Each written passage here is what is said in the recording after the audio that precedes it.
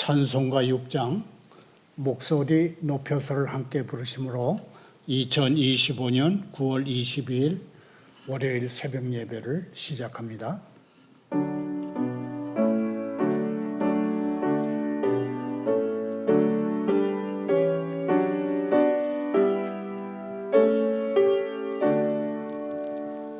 목소리 높여서 주 찬양하여라. 영광과 권세와 존귀와 위엄을 온 누리 다스리시는 만왕의 왕께 돌려라.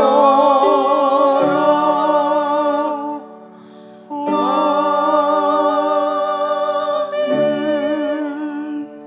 계속해서 585장입니다. 내 주는 강한 성이요, 함께 부릅니다.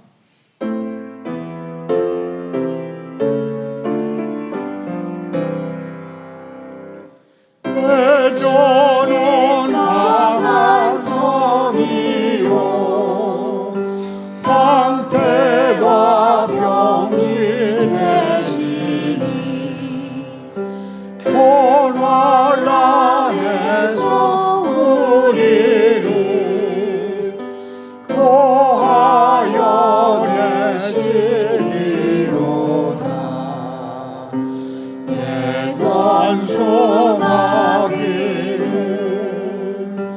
이때도 힘을 써 모략과 번제로 모기를 삼으니 천하의 누가 당하랴.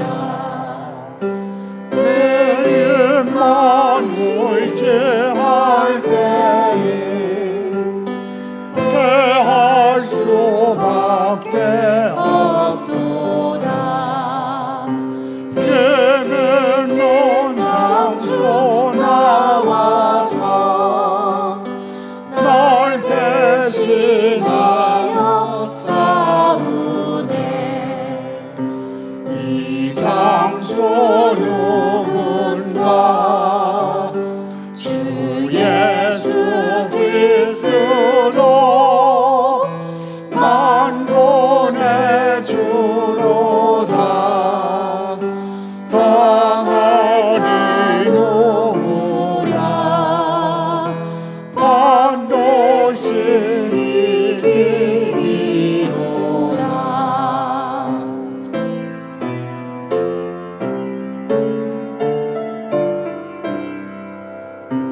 이 땅에 마귀들 들어 우리를 삼키려 하나. 겁내지 말고 서거라. 진리로 이기리로다. 친척과 재물과 명예와 생명은 다 빼앗긴데도 진리는 살아서 그 나라 영원하리라.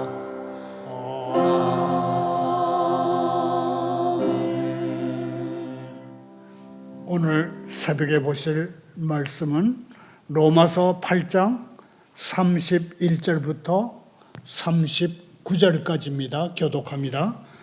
그런즉 이 일에 대하여 우리가 무슨 말하리요? 만일 하나님이 우리를 위하시면 누가 우리를 대적하리요? 자기 아들을 아끼지 아니하시고 우리 모든 사람을 위하여 내주시니가 어찌 그 아들과 함께 모든 것을 우리에게 주시지 아니하겠느냐. 누가 능히 하나님께서 택하신 사람들을 고발하리요? 의롭다 하신 이는 하나님이시니 누가 정죄하리요 죽으실 뿐 아니라 다시 살아나신 이는 그리스도 예수시니 그분은 하나님 오른편에 앉아 우리를 위하여 간구하시는 분이시니라. 누가 우리를 그리스도의 사랑에서 끊으리요? 환난이나 곤고나 박해나 기근이나 적신이나 위험이나 칼이랴. 기록된 바 우리가 종일 주를 위하여 죽임을 당하게 되며 도살당할 양같이 여김을 받았나이다 함과 같으니라. 그러나 이 모든 일에 우리를 사랑하시는 이로 말미암아 우리가 넉넉히 이기느니라.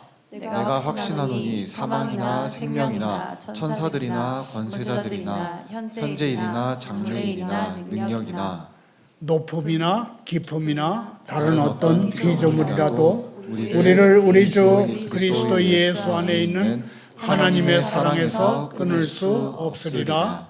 아멘. 기도합니다. 하나님 아버지, 제게 달라붙은 모든 두려움과 그럴듯하게 보이는 모든 지적 추구에서 저를 자유롭게 해 주옵소서. 의심하며 주님을 축소하고 독자적인 태도로 주님을 의심할 때 저를 용서해 주시옵소서. 제 안에 계속해서 선을 이루어 주시고 제 영혼이 있기 훨씬 전부터 두신 그 목적들을 완성하시옵소서. 예수님의 이름으로 기도하옵니다. 오늘의 설교 두 제목은 넉넉히 이기느니라입니다. 이 부제는 우리는 어떠한 위험에 맞닥뜨릴지라도 우리를 사랑해 주시는 분을 힘입어서 그 모든 것을 이기고도 남다는 성경 말씀을 드린 것입니다. 하나님의 자녀는 가장 깊은 내면의 힘인 사랑의 지배를 받습니다. 하나님의 자녀는 그들을 지배하는 그 사랑의 힘으로 위험과 위협을 거뜬히 이깁니다. 설교 중에는 한국교회 연합기관 대표들이 그리스도인인 장동혁 국민의힘 대표에게 한 충고 내용을 전하겠습니다. 한국교회 총연합회 대표는 지난 정부의 친무속 사이비 종교 행태와 군대를 동원한 통치 발상을 받아들이기 어렵다고 말했고, 한국기독교교회협의회 대표는 지난해 12월의 비상계엄을 평화계엄이나 계몽령으로 보는 시각에 문제를 제기한다, 그렇게 말했습니다. 로마서 8장 35절서부터 37절까지를 현대인의 성경 번역으로 읽겠습니다. 그런데 누가 우리를 그리스도의 사랑에서 끊는단 말입니까? 고난입니까? 외로움입니까? 핍박입니까? 주림입니까? 헐벗음입니까? 위험입니까? 칼입니까? 이것은 성경이 우리가 주를 위해 하루 종일 죽음의 위험을 당하고 도살장의 양 같은 취급을 받습니다라고 한 말씀과 같습니다. 그러나 우리를 사랑하시는 그리스도를 통해 우리는 이 모든 것을 거뜬히 이깁니다. 그리스도인의 두드러진 특징은 그리스도의 사랑을 확신하는 것이며 그 사랑에 대한 보답으로 자기 사랑을 그리스도께 드리는 것입니다. 하나님의 자녀는 가장 깊은 내면의 힘인 사랑의 지배를 받습니다. 하나님의 자녀는 예수님의 사랑을 믿으며 예수님의 사랑을 되비칩니다. 하나님의 자녀는 하나님의 사랑이 그들을 감싸는 것을 기뻐합니다. 하나님의 자녀는 그들에게 다가오신 성령을 통해서 마음 곳곳에 부어진 하나님의 사랑을 느낍니다. 그리고 감사의 마음을 어쩌지 못해서 구세주를 순결한 마음으로 뜨겁게 사랑합니다. 기독교가 크게 흥행하던 예전의 장엄한 시대에는 믿음과 사랑이라는 특징들이 예수를 믿는 모든 신자에게서 아주 분명하게 나타났습니다. 기독교가 크게 흥하던 시대의 신자들은 그리스도의 사랑을 알았던 사람들이며 지팡이에 기대는 사람이 오롯이 지팡이를 신뢰하듯 그렇게 그리스도의 사랑에 오롯이 기댔던 사람들이었습니다. 기독교가 흥황하던 시대의 신자들은 그리스도의 사랑을 마치 훌륭하고 신비스러운 이야기거나 존중받아야 할 전통이라고 말하지 않았습니다. 그 시대의 신자들은 그리스도의 사랑을 복된 실제로 인식했으며 일생 동안 그리스도의 사랑이 독수리의 날개로 그들을 업어 인도하실 것을 믿을 만큼 그 사랑을 오롯이 확신했습니다. 그리스도의 사랑은 그 시대의 신자들에게 굳건한 반석이었습니다. 파도가 치고 바람이 불어도 그들이 그리스도의 사랑이라는 반석 위에 있기만 하면 그들이 거주하는 집은 안전하게 서 있을 것이라는 굳은 확신을 그들은 가지고 있었습니다. 기독교가 한창 성하던 시대 신자들의 예수님 사랑은 자기 영혼의 골방에 숨어 지내다가 그저 주일이나 되면 십자가에 못 박힌 예수 그리스도를 기리는 찬송가를 부르는 그런 감정이 아니었고 그저 사적인 모임에서나 예수님 사랑을 말하는 그러한 고요한 감정도 아니었습니다. 오히려 그 사랑은 모든 것을 태워버릴 듯 타오르는 강렬한 열정이었습니다.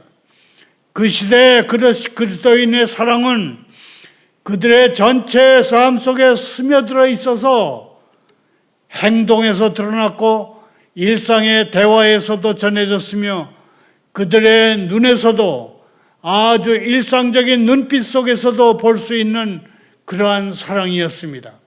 예수님 사랑은 그들의 마음속 깊은 것과 존재의 중심에까지 힘을 주는 불꽃이었습니다. 그 달아오르는 불꽃인 사랑의 힘은 겉사람까지 불타오르게 했으며 그 때문에 겉사람을 빛나게 했습니다. 그들은 기독교인이 세상 사람처럼 되는 것을 부끄러운 것으로 여겼습니다. 그들은 세상에 물들지 않았습니다. 또 세상에 쉽게 물들 수도 없었습니다. 왜냐하면 그들의 마음은 변화되어 있었기 때문입니다. 그리스도를 향한 사랑 때문에 그들은 진리와 의와 사랑을 거슬러서 그리스도를 부끄럽게 하는 모든 것에 증언하는 증언을 할 수 있었습니다. 그들은 모든 면에서 혁신가요, 개혁가요, 우상을 허무는 사람들이었습니다. 그들은 자신의 소신대로 밀고 나갔을 뿐 아니라 다른 사람들도 그들이 원하는 대로 하도록 끌고 나갔습니다. 그들의 저항은 원수에게는 끊임없이 괴로운 일이었지만 하나님께는 기뻐 받으실 만한 그런 일이었습니다. 기독교가 한창 성하던 그 시대는 열정의 시대였습니다. 저는 지금이 뜨뜻미지근한 시대인 것이 두렵습니다. 기독교가 한창 성하던 그 시대는 로뎀나무 숯불처럼 가장 강렬하게 타오르던 불꽃의 시대였습니다. 파선의 위험, 강도의 위험, 강의 위험, 거짓 형제 중의 위험, 칼날의 위험 같은 것들, 그 어떤 것도 성도들의 열정을 멈추게 할 수는 없었습니다. 왜냐하면 그들은 믿고서 말했기 때문에, 사랑하고서 죽기까지 섬겼기 때문입니다. 제가 아주 지금 비판적으로 말하고 있습니다마는 지금 이 자리에는 하나님의 은혜로 예수님의 사랑의 능력을 알았던 이들이 우리 교회 여기에 있습니다. 전 세계적으로 300만 명 이상, 400만 명 가까이 숨지고 모든 교회가 문을 닫고 온라인 예배로 돌아선 시기에도 오프라인 예배는 물론 온라인 예배를 더해가며 예수님을 예배한 소수의 청년들입니다. 이들은 지금도 예수님의 사랑의 영향력 아래에 살고 있으며 가시 멸관을 쓰신 왕의 주권을 위해 싸우고 있습니다. 형제 자매여, 그대는 사도시대 성도들이 싸웠던 싸움과는 비록 다른 형태이지만 그와 똑같은 싸움을 싸우게 될 것입니다. 오늘의 성경 본문인 로마서 8장의 단어들을 그대로 사용할 수 있는 사람들이 바로 그대들입니다. 우리는 이 모든 일에서 우리를 사랑해 주신 그분을 힘입어서 이기고도 남습니다. 저는 이제부터 기독교가 한창 성하던 시대의 성도들이 이미 이긴 승리들과 그들을 이기게 한 능력을 되돌아보고자 합니다. 로마서 8장 35절을 이번에는 새 번역으로 함께 읽겠습니다. 누가 우리를 그리스도의 사랑에서 끊을 수 있겠습니까? 환난입니까? 권고입니까? 박해입니까? 굶주림입니까? 헐벗음입니까? 위험입니까? 또는 칼입니까? 바울 사도는 예수님의 사랑에 사로잡힌 사람들이 이미 이긴 승리는 무엇보다 먼저 환난을 이겨낸 데 있다고 말합니다. 헬라어로 환난은 외부로부터의 압력, 외부로부터의 탄압을 의미합니다. 기독교인은 평탄한 길을 가지 못합니다. 세상에서는 그대들이 환난을 당할 것이라고 한 요한복음 16장 말씀은 확실한 약속이며 이 약속은 반드시 이루어집니다. 기독교가 한창 성하던 시대의 그리스도인들은 환난이라는 짐에 억눌리면서도 그것을 참고 견뎠습니다. 마치 종려나무에 무거운 짐을 걸어두면 둘수록 종려나무는 더 똑바로 서서 하늘을 향해 높이 자라는 것처럼 말입니다. 욥이라는 인물처럼 기독교인은 모든 것을 알게 됐을 때 그때가 가장 영광스럽습니다. 그리고 마침내 그는 그가 처한 걸음더미에서 왕보다 더 힘차게 굳건하게 일어섰습니다. 형제 자매여, 그대가 이 땅에 있는 한 그대는 환난이라는 이름의 이 원수와 만날 것을 예상해야 합니다. 그리고 그대는 환난을 극복해야 합니다. 절대 굴복해서는 안 됩니다. 그대는 강하신 분께 힘을 달라고 간구하면서 나가면 됩니다. 이는 환난은 인내를, 인내는 연단을, 연단은 소망을 이루는 줄 알고 이 소망이 우리를 부끄럽게 하지 않을 줄을 알기 때문입니다. 바울 사도가 든 두 번째 악은 곤고입니다. 곤고는 헬라어 원어로는 좁은 장소, 그런 뜻에 가깝다고 합니다. 때로 우리는 조금도 움직일 수 없을 것 같은 상황에 갇힙니다. 그 길은 막다른 길처럼 보입니다. 그때 우리의 의식은 약해집니다. 무엇을 해야 할지 모르겠고 진정할 수도 없고 안정할 수도 없는 그런 때가 곤고한 상황입니다. 자, 그러나 그대가 진정한 기독교인이라면 이 곤고한 상태에서 충분히 벗어날 것입니다. 그대는 이 마음의 곤고함을 넉넉히 이길 것입니다. 그대는 이 곤고의 짐뿐만 아니라 다른 모든 짐도 가지고 와서 주님께 맡길 것입니다. 그러면 보혜사 성령께서 그대의 마음속에서 요동치는 곤고한 물결에게 이렇게 말씀하실 것입니다. 잠잠하라. 예수님이 파도가 일렁이는 그대의 영혼을 걸으시며 이렇게 말씀하실 것입니다. 내니 두려워하지 말라.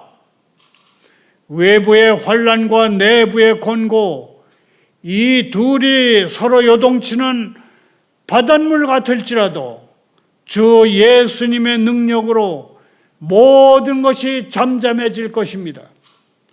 바울 사도가 말하는 셋째 악은 박해입니다.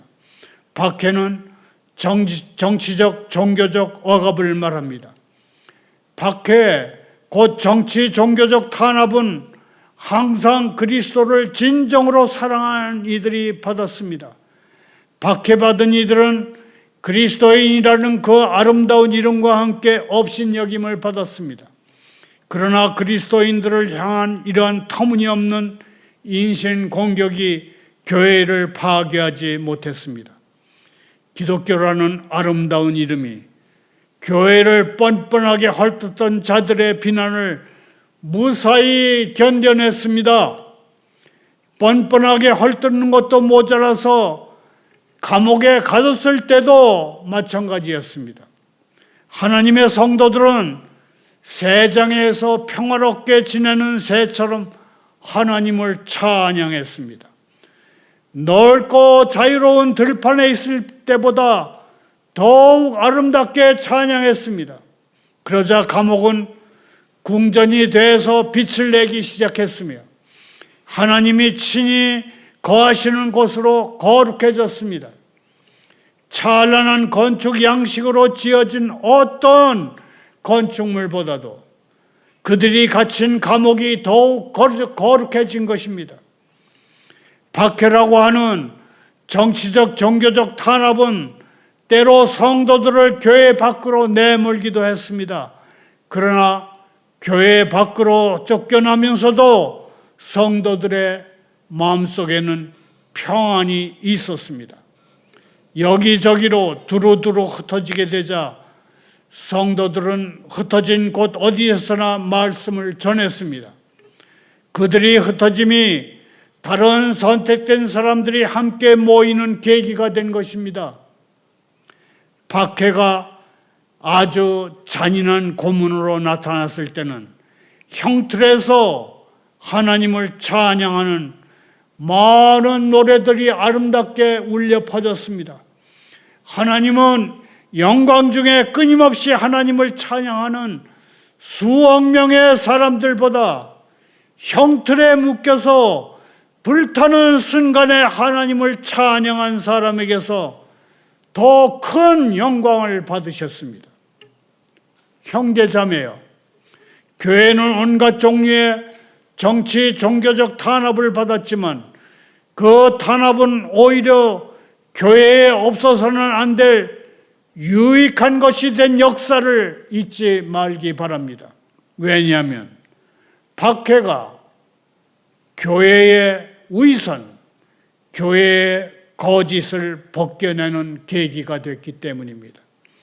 순금이 불 속에 들어갈 때 잃는 것은 단지 불순물과 찌꺼기밖에 없습니다. 불순물이 제거된다는 것은 당연히 기뻐할 만한 일입니다.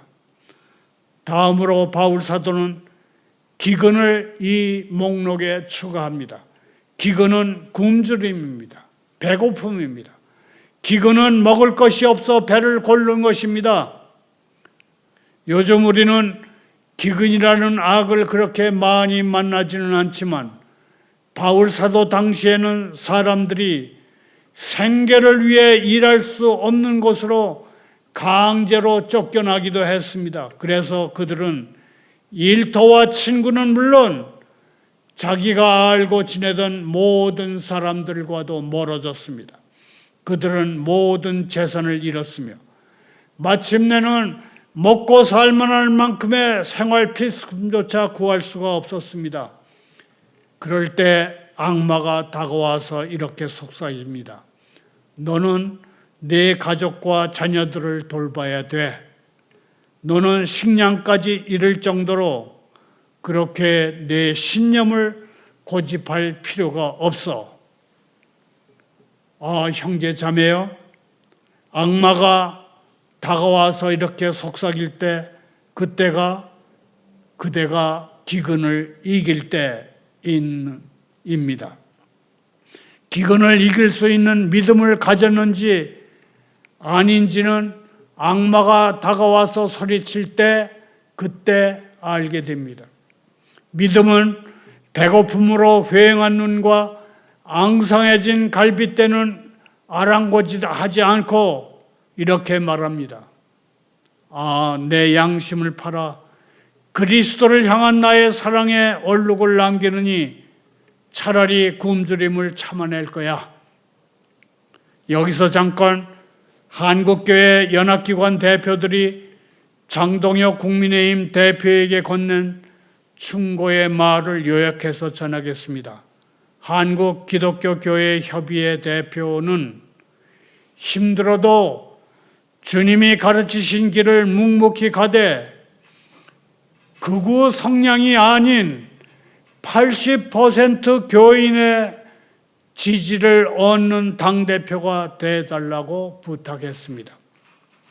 한국교회 총연합회 대표회장도 극우와 국자 모두 지지하지 않으며 지난 정부의 친무속, 사이비 종교 행태 그리고 군대를 동원한 통치 발상을 받아들이기 어렵다고 말했습니다.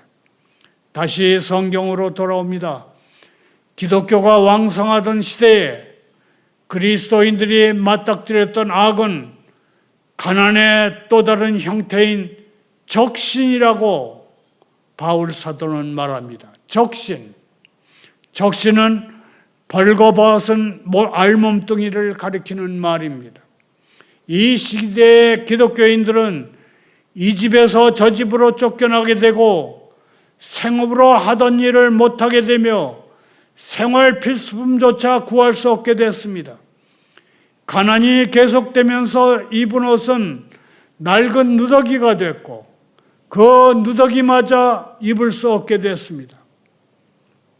어떤 때는 박해자들이 남자들과 여자들을 벌거벗겨 놓고 부끄러움에 몸을 떨게 했습니다. 그 옛날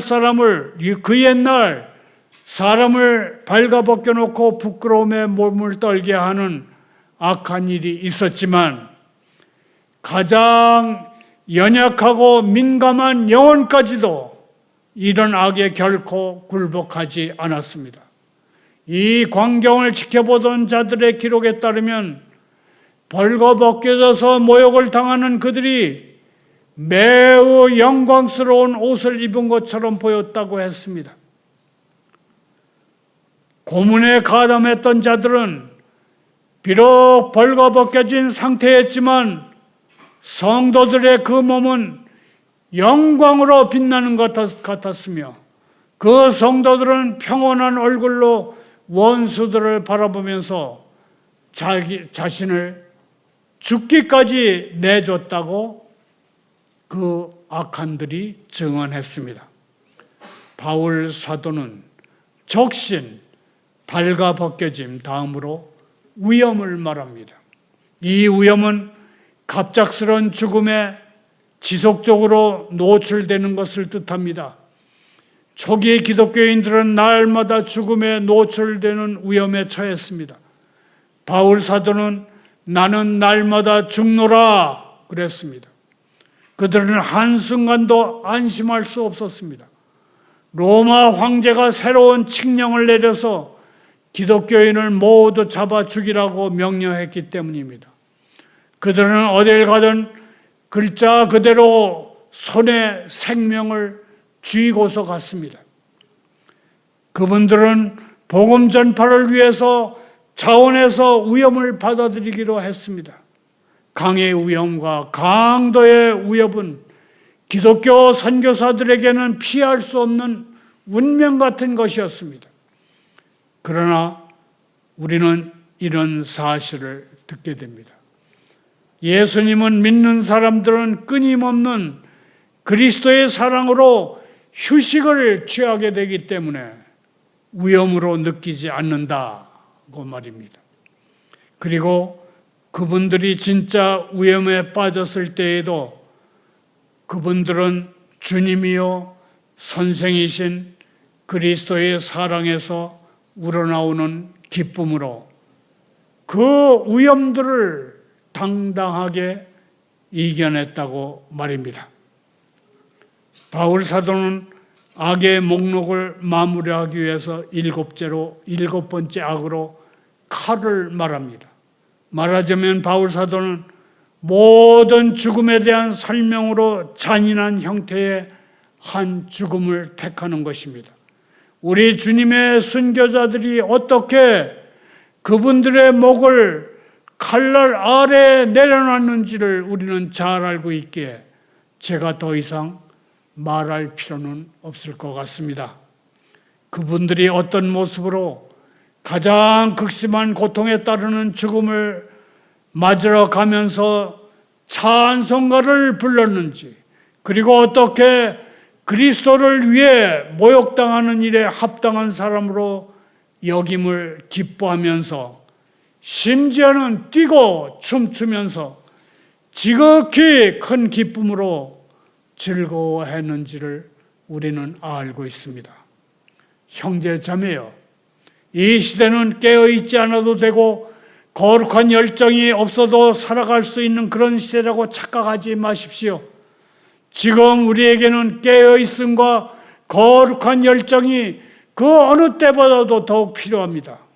그래서 영원하신 하나님이 그분의 전능하심을 우리 속에 나타내셔서 우리가 이 난폭한 시대에서뿐만 아니라 이 모든 부드러운 시대에도 이 모든 일에 우리를 사랑하시는 이로 말미암아 우리가 넉넉히 이기느니라고 말할 수 있기를 바랍니다. 감사합니다. 기도합니다. 그리스도 예수님, 저의 삶의 모든 부분에서 주님의 임재를 인정하며 주님의 능력과 승리를 항상 인식하게 해 주옵소서. 저의 모든 두려움 대신에 자신감을 심어 주옵소서. 저희에게서 조심하는 마음을 제거하시고 모험하는 믿음을 창조하시옵소서. 악에게 지지 말고 선으로서 악을 이겨내도록 하옵소서. 저희 삶의 모든 측면에서 사랑을 확증해 주시옵소서. 예수님의 이름으로 기도하옵니다.